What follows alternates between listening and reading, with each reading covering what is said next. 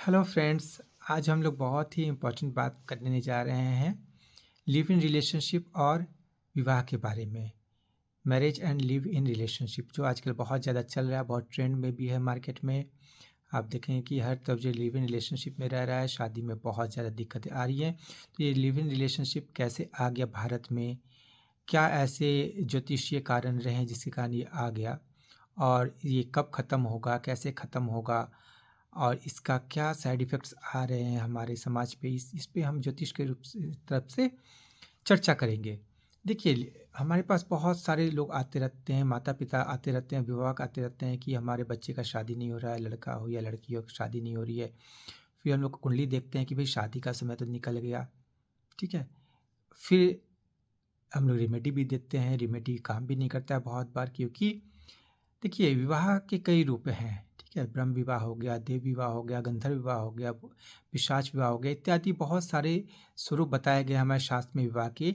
तो live in relationship जो है वो आपका गंधर्व विवाह में आ जाता है।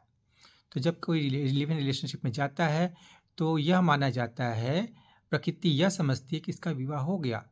तो इसलिए जब आप फिर दोबारा जो है शादी की कोशिश करेंगे, नॉर्मल विवाह करने की कोशिश करेंगे, तो आपको बहुत ज़्यादा दिक्कत आएगी, क्योंकि आपका प्रकृति जो है उसमें सपोर्ट नहीं करता।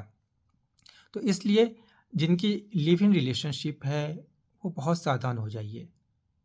वो बहुत सावधान हो जाइए, क्योंकि आपके शादी में बहुत ज़्यादा दिक्कत आएगी। अगर आपने लिव इन रिलेशनशिप को शादी में कन्वर्ट कर दिया तब तो ठीक है, नहीं तो बहुत ज़्यादा दिक्कत आएगी।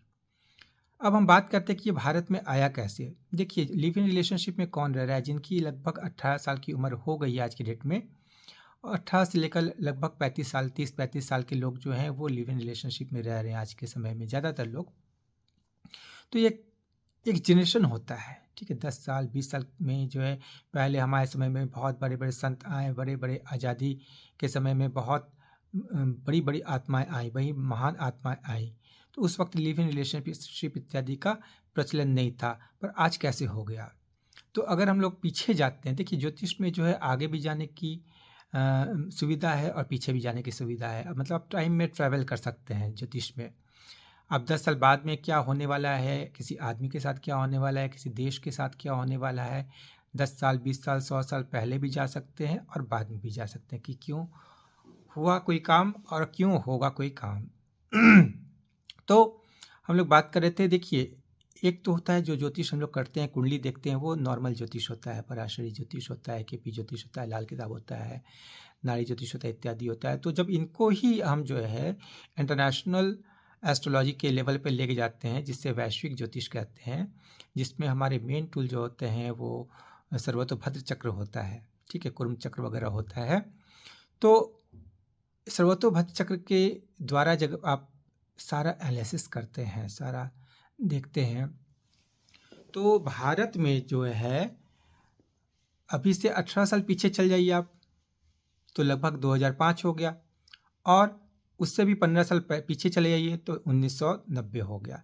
तो 1990 से लेकर 2005 तक क्या ऐसी घटना घटी जिसके कारण इतना ज़्यादा रिलेशनशिप डेवलप हो गया, लिव इन रिलेशनशिप डेवलप हो गया?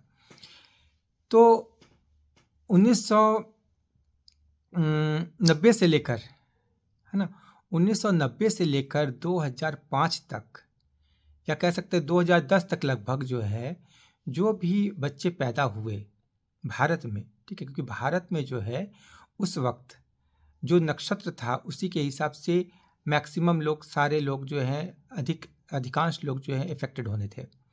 तो लिव इन रिलेशनशिप होता कैसे है? इसमें सबसे जो इम्पोर्टेंट प्लैनेट्स होते हैं वो होते हैं राहु, शुक्र और मंगल, और बहुत हद तक शनि भी इसमें इन्वॉल्वमेंट होती है, शनि और बुध की।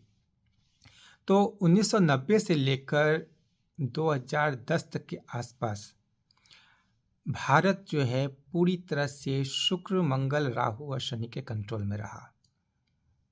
तो जो भी बच्चे पैदा हुए वो इन चारों के ही प्रभाव में ज़्यादा रहे, और इन्हीं के प्रभाव से कार्य करेंगे आने वाले समय में, इस समय में जो भी बच्चे पैदा होंगे। तो शुक्र क्या है? शुक्र और मंगल जो है अलग-अलग ग्रह है। शुक्र जो है सुंदरता की कह सकते हैं, लग्ज़री की प्लैनेट कह सकते हैं आप, ठीक है, लव अफेयर्स जितने भी होते हैं वो शुक्र के कारण होते हैं, राहु के कारण होते हैं। तो इस ड्यूरेशन में जो हुआ बच्चा, लड़का हो या लड़की हो, वो जो है शुक्र, मंगल, राहु और शनि के प्रभाव में आ गया। और शुक्र और गुरु जो है उस वक्त जो है बद का हो रखा था। लाल किताब के हिसाब से देखिए या नाड़ी ज्योतिष के हिसाब से देखिए या वैदिक ज्योतिष के हिसाब से देखिए, वो बद का था उस वक्त जो है। तो इस कारण से जो है पूरा ये ड्यूरेशन का जो बच्चा हुआ वो बहुत हिम्मत वाला हो गया। क्योंकि देखो, आप जब पहले था, आप किसी लड़का लड़की को घूमते हुए देखते थे तो उन्हें बड़ी अजीब सी महसूस होती थी कि हमें लोग देख रहे हैं। पर आज की डेट में ये नॉर्मल हो गया है। कैसे नॉर्मल हो गया? क्योंकि राहु जो है आंखों के ऊपर जो है वो कर देता है, पट्टी बांध देता है, माया का पट्टी चढ़ा देता है। तो आपको दिखता नहीं है कि क्या अच्छा है क्या बुरा है। आप लिव इन रिलेशनशिप हो, इलीगल रिलेशनशिप हो या कोई भी रिलेशनशिप हो, तो उसमें आदमी चला जाता है किसके कारण? राहु के कारण चला जाता है, क्योंकि राहु हिम्मत देता है प्लस नज़र को बंद कर देता है। तो शुक्र और राहु मिलके इसमें बहुत बड़ा रोल अदा किया। और शनि जो है, शनि तो वैसे ही अंधेरे का ग्रह होता है, ठीक है। और शनि जब खराब सिस्टम हो उसको जो है वो और ज़्यादा ख़राब कर देता है अगर उसकी नज़र जा रही है तो। तो ये 15 मतलब 1990 से लेकर 2005 या 2010 तक कह सकते हैं, जो हमारा भारत का जो ग्रह था, ठीक है। जब आप देखेंगे उससे आप सर्वतोभद्र चक्र में इतनी ज्योतिष इंटरनेशनल ज्योतिष के द्वारा आप देखेंगे तो उस वक्त जो है भारत के ऊपर ये ग्रह जो है सबसे ज़्यादा प्रभावी था। और इस कारण से जो है उस वक्त के बच्चे अभी बड़े हो रहे हैं और वो लिव इन रिलेशनशिप में जा रहे हैं। इसके बाद आप देखेंगे कि टेक्नोलॉजी में भी बच्चा बहुत आगे है, मोबाइल से तुरंत सीख जाता है कोई भी चीज़ देखकर, क्योंकि मोबाइल जो है वो राहु है ना। तो जितनी भी टेक्नोलॉजीज़ है, लेटेस्ट टेक्नोलॉजीज़ है, उसको इसके लिए जो ब्रेन की पावर चाहिए वो राहु में होती है। तो अभी के बच्चे आप देखेंगे बहुत ज़्यादा तेज़ निकल रहे हैं, क्योंकि उसके ऊपर राहु का सबसे ज़्यादा प्रभाव है। तो ये थे थोड़ा सा विश्लेषण कि क्यों हमारे समाज में जो है लिव इन रिलेशनशिप इतना आ गया। क्योंकि ये जो घटना घटी 1990 से लेकर 2005 के बीच में ज्योतिष की घटना घटी, तो इसके कारण जो है पूरा का पूरा जनरेशन जो है इसके लपेटे में आ गया, चपेट में आ गया। तो देखिए, कोई भी सोसाइटी होता है, कोई भी देश होता है, आप देखेंगे पूरा का पूरा बर्बाद हो जाता है या बहुत फास्ट ग्रोथ कर लेता है 10-15 साल के अंदर में। तो ये कैसे होता है?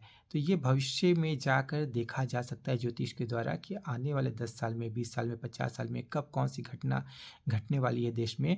पहले तो राजा लोग जो होते थे उनका जो है राज ज्योतिष होता था, जो ये सब बातों को बताता था। तो आज के डेट में भी जो है, आज के समय में भी जो है ये इस बात को बताई जा सकती है, क्योंकि सर्वतोभद्र चक्र जो है दुनिया में सबसे ऊपर का चक्र है। जितने भी तंत्र मंत्र यंत्र ज्योतिष वगैरह, जितने भी अकल्ट साइंस में जितने भी चक्र आते हैं, उसमें सर्वतोभद्र चक्र को हमारे शास्त्रों में जो है सबसे ऊपर का चक्र बोला गया है। और जो भी व्यक्ति इस चक्र को जानता है अच्छे से, जिसका इस चक्र के ऊपर कमांड है, तो वो जो है किसी भी व्यक्ति की या किसी सोसाइटी में किसी खास संप्रदाय की, पूरे देश की पूरी तरह से जो है काया पलट कर सकता है।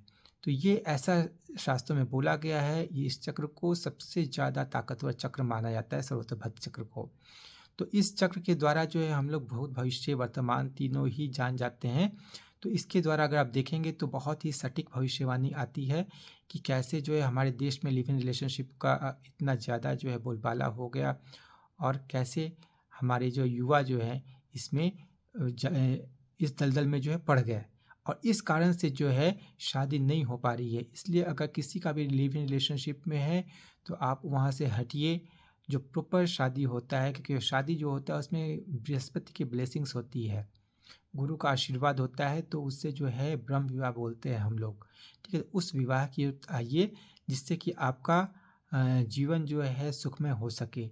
अदरवाइज लिव इन रिलेशनशिप में जो है राहु और मंगल के कारण जो है बाद में जाकर इसमें बहुत ज़्यादा प्रॉब्लम आती है, क्योंकि राहु जो बहुत फास्ट मूवमेंट लेता है, तो तुरंत जो है ब्रेक करवा देता है।